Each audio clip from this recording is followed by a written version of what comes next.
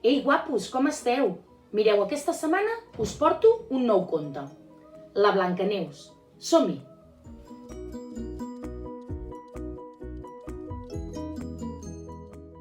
Diu que hi havia una vegada una princesa a la que tothom deia Blancaneus.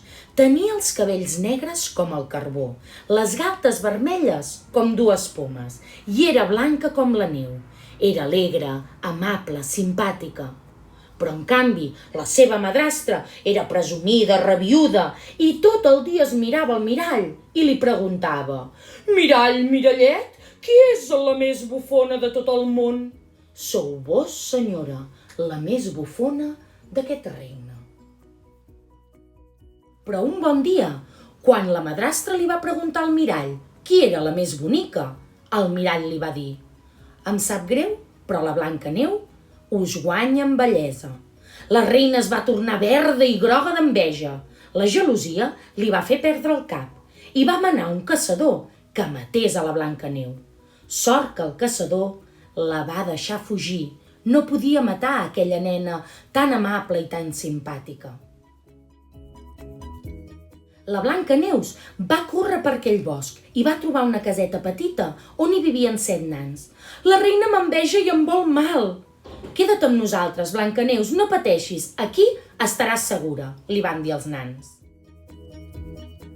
De sobte, un bon dia, va aparèixer pel bosc una velleta. «Qui vol pomes sucoses i dolces?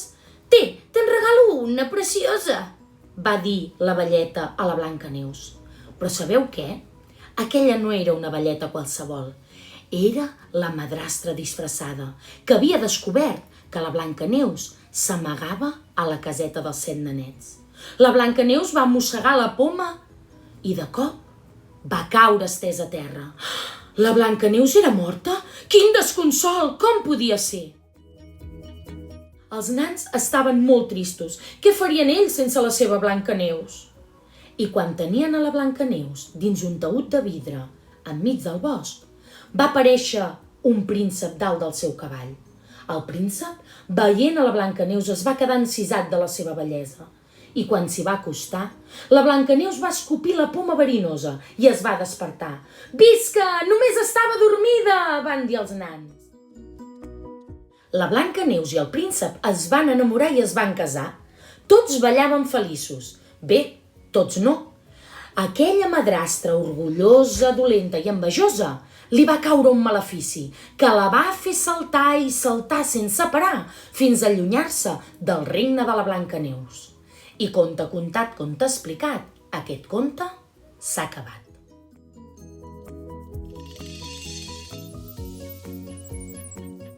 Ei, us ha agradat? A mi m'encanta aquest conte. Mireu, ara us proposo que fem una activitat junts.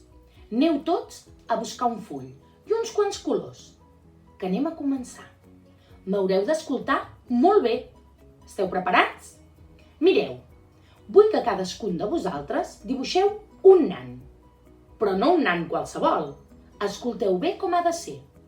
Aquest nan ha de portar el barret de color verd.